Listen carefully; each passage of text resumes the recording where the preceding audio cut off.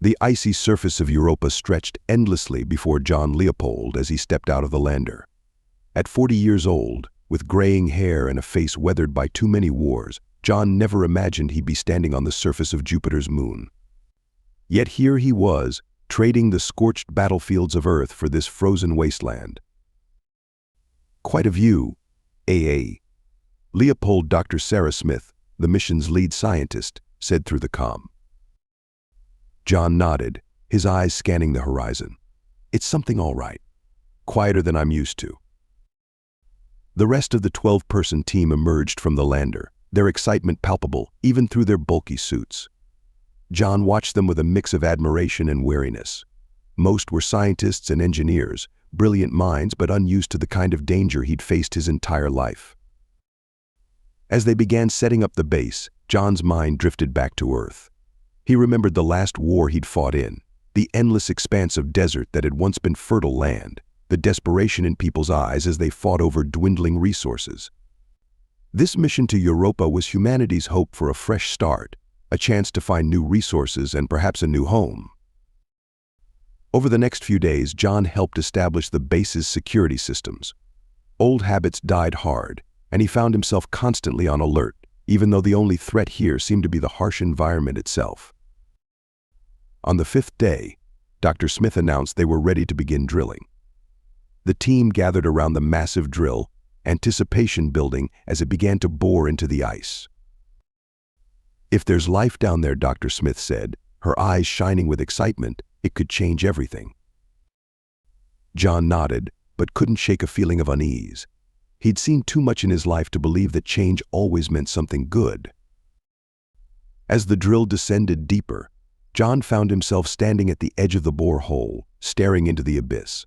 The ice was thick, but they knew there was liquid water below, and where there was water, there might be life. "You okay?" John asked Michael Reeves, the young engineer who'd become something of a friend to John. "Yeah," John replied, not taking his eyes off the hole. "Just thinking about what we might find down there." Michael grinned. "Hopefully something friendlier than what you're used to dealing with, right?"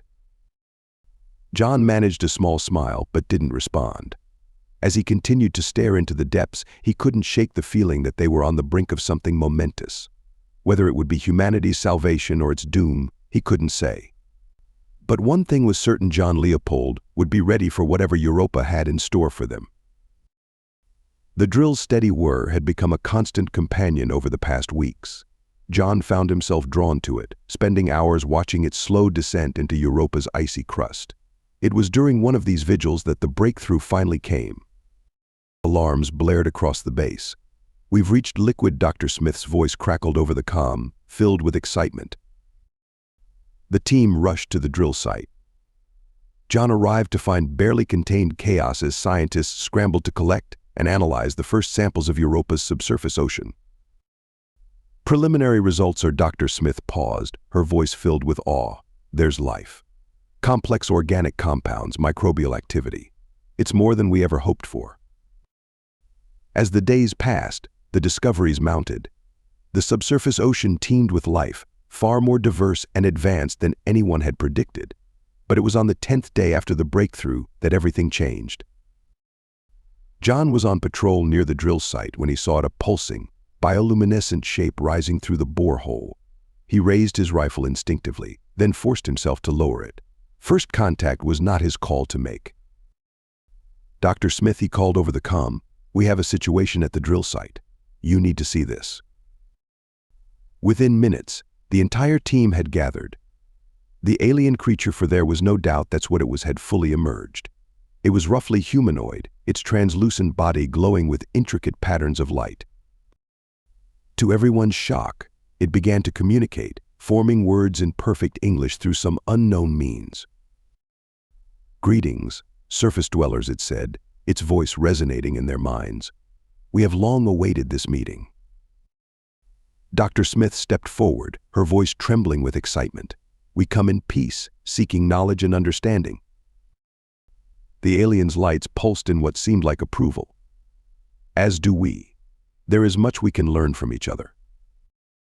Over the next few days, more aliens emerged. They shared incredible knowledge, advanced physics, biology, technology beyond human understanding. The expedition members were ecstatic, seeing this as the dawn of a new era for humanity. But John couldn't shake his unease. Something about the aliens' behavior nagged at him. Their questions about Earth seemed too pointed, their interest in human biology too keen. One night, unable to sleep, John wandered to the communication array. He overheard Dr. Smith in an excited conversation with Earth Command. "Yes, they've agreed to a cultural exchange. We're sending the first team down to their city tomorrow." John's blood ran cold. It was too fast, too easy. Every instinct honed by years of combat screamed that something was wrong. As he watched the first team prepare to descend into the depths of Europa, John Leopold knew that this moment of triumph might just be the beginning of humanity's greatest challenge. And he would be ready, whatever came next. John's unease grew as days passed. The cultural exchange was in full swing, with team members regularly visiting the underwater alien city. Each returned with glowing reports and incredible scientific breakthroughs. Yet something felt off. One night, John decided to follow Dr. Yuki Tanaka, a biologist who had been acting strangely since her last visit to the alien city. He tracked her to a secluded part of the base, where he witnessed a horrifying scene. Dr. Tanaka was communicating with one of the aliens, her movements jerky and unnatural. The humans suspect nothing, she said, her voice overlaid with an alien resonance. "We are proceeding as planned." John's heart raced. His suspicions confirmed he needed evidence. Silently, he made his way to the lab, where the aliens had been allowed to set up their own research station. What he found chilled him to the bone. In hidden chambers, he discovered human team members suspended in alien pods, their bodies being systematically studied and altered. Among them was Michael Reeves, his young engineer friend. John documented everything with his suit's camera, then rushed to Dr. Smith with his findings. But to his shock, she dismissed his concerns. "John, you're overreacting," she said, her eyes unfocused. "The Europans are our friends. They're helping us." It was then John realized the extent of the alien influence. They had somehow compromised the majority of the team, including leadership. Desperate, John tried to contact Earth directly, but found all communications mysteriously jammed. He gathered the few team members he still trusted and shared his discoveries. "They're not here for cultural exchange," he explained grimly. "They're studying us, learning our weaknesses. I think they're preparing for an invasion." As if to confirm his words, alarms blared throughout the base. The alien voice, no longer friendly, resonated through the speakers. "Humanity, your usefulness as test subjects has ended. We have learned all we need to conquer your world. Resistance is futile." Chaos erupted as the aliens launched their attack. John watched in horror as team members he'd worked alongside for months turned on each other, some fighting the aliens, others clearly under alien control. In the midst of the mayhem, John made a chilling realization. The aliens weren't just after their knowledge, they were after their ships. With those, they could reach Earth. As screams and weapons fire filled the air, John Leopold steeled himself for the fight of his life. The battle for Europa had begun, and with it, possibly the battle for Earth's very survival. The base descended into chaos as the aliens launched their full-scale attack. John's military instincts kicked in immediately. He barked orders to the few uncompromised team members, organizing a desperate defense. "Dr. Patel, seal the medbay. Rodriguez, get to the armory and distribute weapons," John shouted over the cacophony of alarms and screams. The aliens, revealing their true forms, were terrifying to behold. Their bioluminescent bodies had transformed into sleek, predatory shapes, armed with what appeared to be organic weapons that fired bursts of devastating energy. John led a group to defend the main airlock, using mining lasers and the few conventional weapons they had brought for emergencies. The close quarters of the base's corridors worked to their advantage, allowing them to bottleneck the alien advance. "Hold the line," John yelled, his voice hoarse from shouting and the acrid smoke filling the air. He fired his rifle, downing an alien that had nearly breached their position. But for every alien they took down, more seemed to pour in. John watched in horror as several of his teammates fell, either killed by alien weapons or taken over by some sort of neural parasite. Dr. Smith, her eyes now glowing with an otherworldly light, approached their defensive line. "John, stop this futile resistance," she said, her voice overlaid with alien harmonics. "Join us and experience true enlightenment." John's response was a well-aimed shot that knocked her unconscious. "Get her to the med bay," he ordered. "Maybe we can reverse whatever they've done to her." As the battle raged on, John realized they couldn't hold the base. Too many of their own people were turned against them, and the aliens' superior technology was slowly but surely overwhelming their defenses. "All back to Section C," John ordered. It was the most secure part of the base, designed to withstand Europa's harsh environment. If they could reach it, they might have a chance to regroup and plan their next move. The retreat was costly. John watched helplessly as more of his comrades fell, covering their withdrawal. By the time they reached Section C and sealed the doors, only a handful of the original team remained. As John looked at the battered, terrified faces of the survivors, the weight of their situation hit him. They were trapped on a hostile moon, outgunned and outnumbered, with no way to call for help. But giving up wasn't in John's nature. As he began to formulate a plan, he knew one thing for certain somehow: they had to stop these aliens from reaching Earth, whatever the cost. John and the small group of survivors huddled in Section C, the sounds of alien attempts to breach their sanctuary echoing through the reinforced walls. They had bought themselves some time, but John knew it wouldn't last long.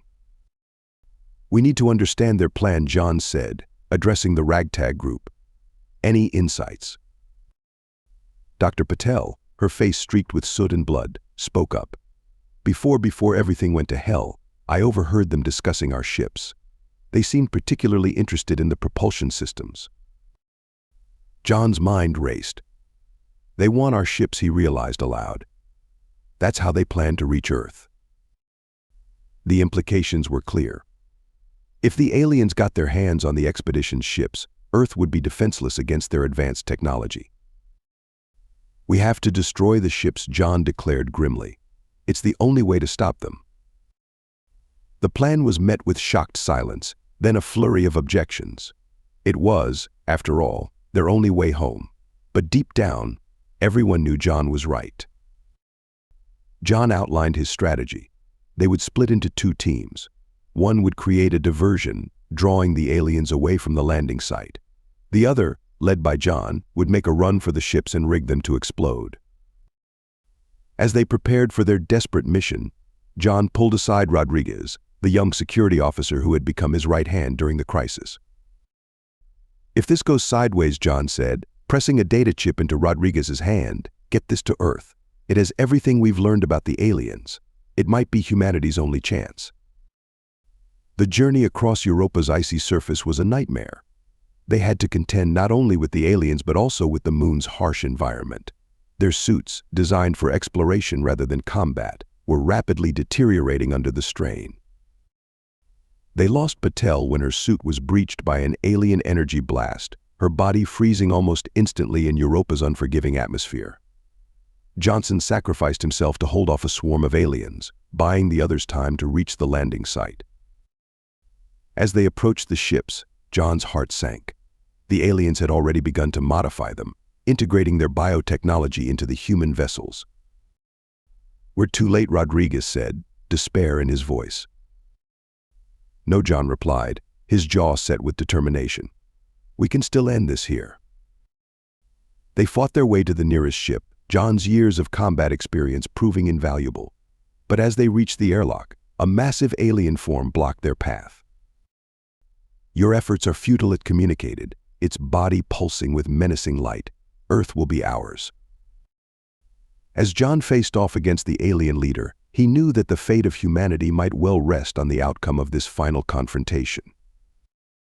John stared down the alien leader, his mind racing for a solution. Behind him, Rodriguez and the two remaining survivors, Dr. Emilia Cortez and Engineer Aiden Smith, tensed for battle. "You're not taking our planet," John growled, raising his weapon. The alien's body pulsed with what seemed like amusement. "Your primitive weapons cannot harm us. Surrender, and perhaps we will allow some of your species to survive as our subjects." John's response was a barrage of gunfire, which the alien effortlessly deflected with some kind of energy shield. The fight that ensued was brutal and swift. The alien's superior technology and physical abilities quickly overwhelmed them. Smith fell first, his suit rupturing under a powerful blow. Cortez managed to inflict some damage with a repurposed mining laser before she too was struck down. Rodriguez fought valiantly at John's side, but a blast of energy sent him flying, his body limp as it hit the icy ground. John, battered and bleeding, found himself the last one standing. The alien loomed over him, victory seemingly assured. But John Leopold had not survived countless wars by giving up easily. With his last ounce of strength, he activated the emergency override on his suit, channeling all power to his exoskeleton. The surge of energy allowed him one final, desperate lunge. He tackled the alien, the momentum carrying them both into the airlock of the nearest ship.